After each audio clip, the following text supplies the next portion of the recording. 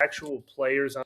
I also wouldn't hate the 2017 Adrian Peterson, Alvin Kamara type thing at that position though either, where you sign a guy to kind of give yourself a nice baseline, and if you draft one behind it and he knocks the guy you signed out, so be it. But I don't think it has to be forced today. And the closer we get to the draft, which is still very far away, so any opinion I have today could shift big time. But it just kind of feels like maybe 8 isn't the receiver. How would you feel about getting one at like 42? Love it. I, I'm almost like I'm almost with receiver like I am at running back in that I don't have a problem with drafting a receiver in the top 10.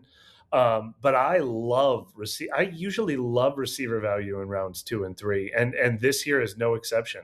There's a lot of names I'm pretty fascinated by in rounds 2 and 3, especially when you realize where Tyler Shuck's old go-to receiver at Louisville, Bell, is going to get drafted because he's coming off the injury. He might be a great bargain.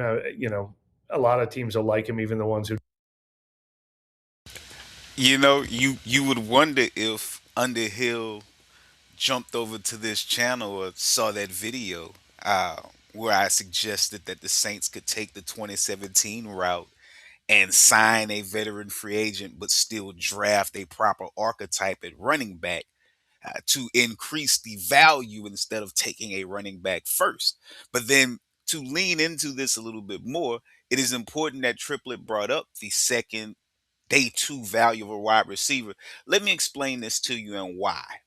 Okay, Chris Olave can work the slot. This is why Makai Lemon does not fit this team, despite the fact that I do agree that he's a top tier receiver. Chris Olave can work the slot. In fact, he had 55 targets and 0 drops from the slot last year, and his yards per route increased from the slot. All right. Juwan Johnson was the leading slot receiver, right, with the amount of snaps and routes he ran from the slot. And then you're most likely to get Vele also working the slot, and he seemed to have a rapport, right, with Tyler Shuck catching balls over the middle from the slot. So you've got these multiple options across the middle that can work the middle of the field, but who's going to unlock the congestion? You got to have a deep threat. So the Saints need the archetype of a deep threat, but not just any deep threat, right? Look at the guy from the CFL that they brought in. Okay, check out that guy. He was tall, long, jump ball, deep threat. That's the archetype that's missing. Because I know a lot of people are interested in maybe getting a Rashid Shaheed back, or why did you let go of Rashid Shaheed? Well, you go back and look at Tyler Shuck's deep shots, and you see multiple plays where the ball was just out of the reach for the receiver, right? And that's when the old adage, football is a game of inches, comes into play. Because you have a 6-foot receiver, right?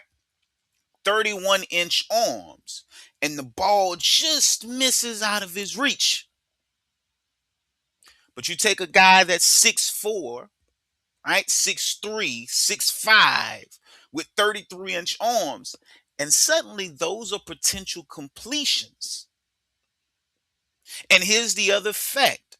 Yes, you can spend a draft pick on a wide receiver, first round draft pick, high floor, high ceiling receiver like Cornell Tate. But when you go back to what I just gave you, the number one receiver, Olave, 150 targets. Number two receiver, 100 targets, Juwan Johnson. You add a Vele in that. You potentially add a Jalen Polk to that rotation. You potentially add Alvin Kamara getting more targets in the passing game to that rotation. And suddenly you're looking at the receiver being a fourth, maybe fifth option to start, meaning using the first round draft pick on one is somewhat of a luxury. Now you look at this draft and you see guys like Jacoby Lane, Chris Brazzell II, that are day two options that you can pick to fill that role. They may not give you the floor of a Cornell Tate, but they certainly could give you the ceiling, and you could groom them into that role rather than have them being the primary guy or the secondary guy to boot. Again, Cornell Tate makes sense, but from a value aspect, just like the running back position, it makes sense to fill those roles later or on day two than spending a day one draft pick on what amounts to an option that may be a secondary or third tier option when you look at the rest of the pieces that are already on the roster.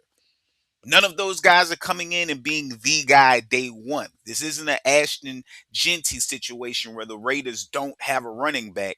Genty comes in day one. This isn't a Bijan Robinson situation where he comes in day one and is the guy that he's gonna be the guy that unlocks that offense. Anyone that's drafted is gonna be someone that has to play a role in this offense. And role players, you don't have to draft high. You can, but you don't have to. SaintsFootballTalk.com, Elias J. Williams. You heard it here.